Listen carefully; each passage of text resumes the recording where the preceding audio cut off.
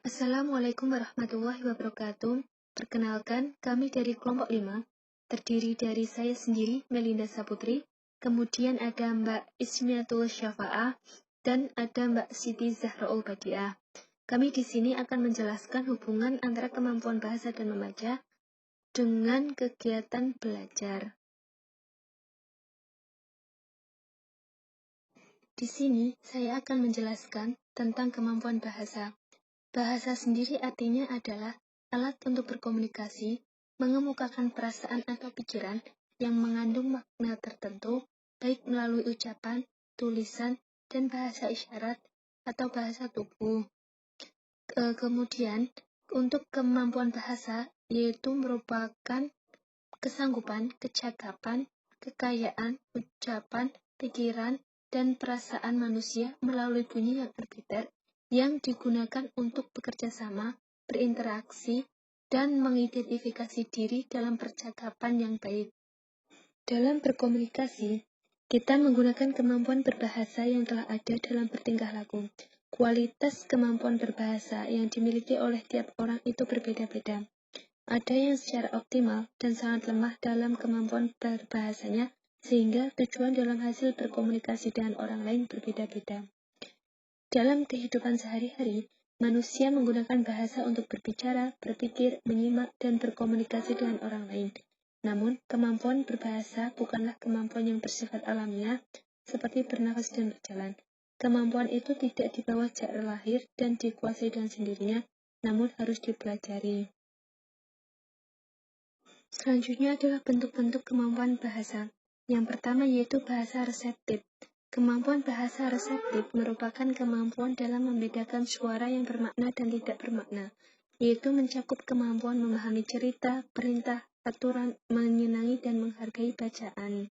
Yang kedua adalah kemampuan bahasa ekspresif. Kemampuan bahasa ekspresif merupakan bahasa yang dalam berbicara. Kemampuan ini mencakup mengekspresikan bahasa, bertanya, menjawab pertanyaan, berkomunikasi secara lisan, menceritakan kembali pengalaman, belajar bahasa pragmatik, mengekspresikan perasaan, ide, dan keinginan dalam bentuk coretan. Kemudian yang terakhir adalah bahasa pragmatik. Kemampuan bahasa pragmatik merupakan berbahasa dalam berkomunikasi secara tulisan keaksaraan. Kemampuan ini mencakup pemahaman tentang bentuk dan bunyi huruf dan memahami kata dalam cerita.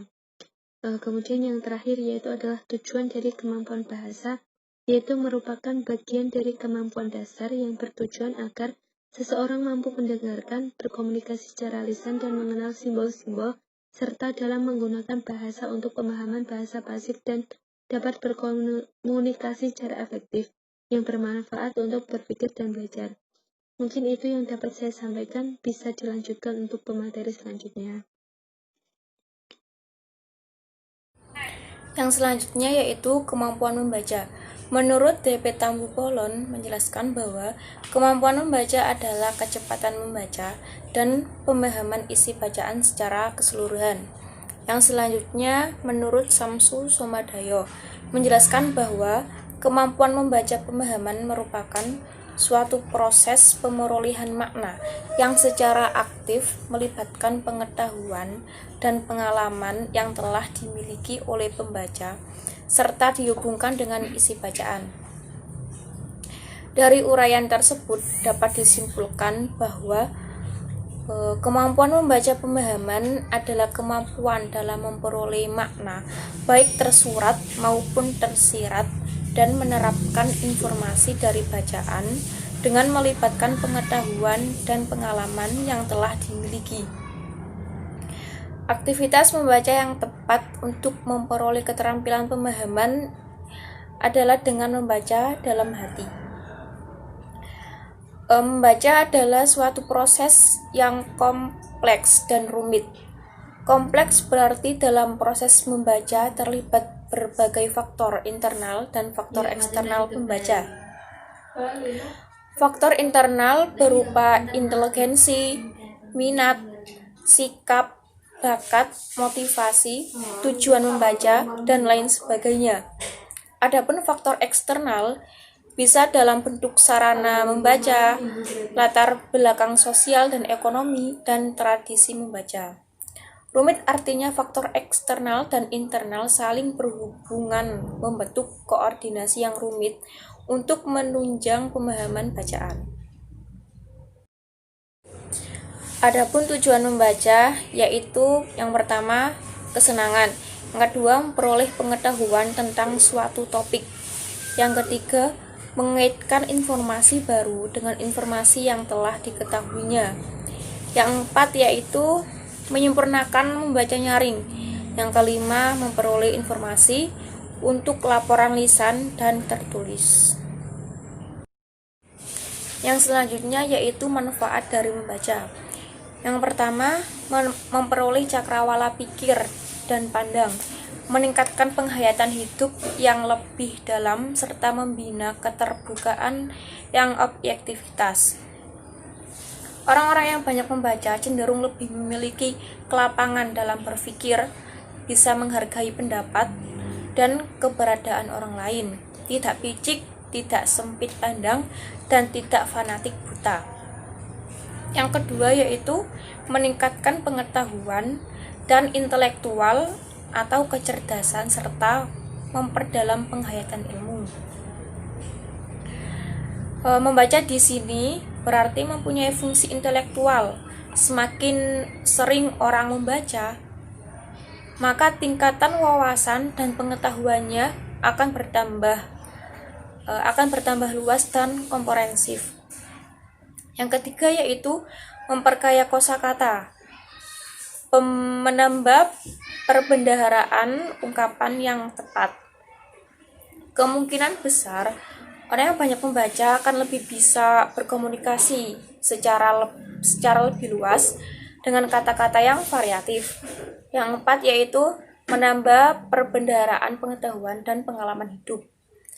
Membaca di sini berarti mempunyai fungsi informatif. Dengan adanya perbendaharaan, pengetahuan akan memberikan masukan agar pembaca lebih berpengalaman. Selanjutnya, hubungan kemampuan bahasa dan membaca. Keberadaan dan peranannya bahasa merupakan sesuatu yang dianggap penting untuk menambah informasi, sebab kekayaan ucapan pikiran dapat dikomunikasikan dengan kegiatan membaca yang digunakan untuk melatih kemampuan bahasa. Dengan kata lain, keterampilan seseorang dalam berbicara sangat dipengaruhi oleh kualitas pemahaman dan kualitas kosakata yang dimilikinya, sehingga dapat diperoleh dari membaca. Orang yang gemar membaca juga lebih tepat dalam berujar, karena tahu ejaan yang benar dan juga meningkatkan keterampilan berpikir. Dalam berbicara, adanya kalimat yang digunakan lebih berstruktur, sehingga mudah dipahami oleh pendengar.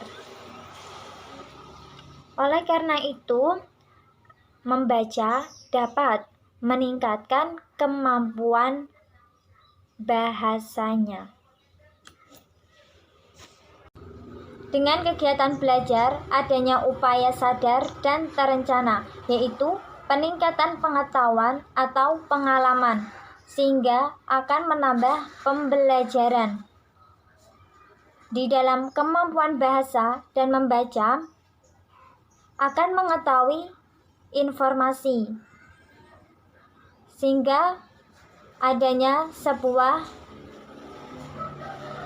informasi baru, pembelajaran baru, pengetahuan baru yang dimilikinya.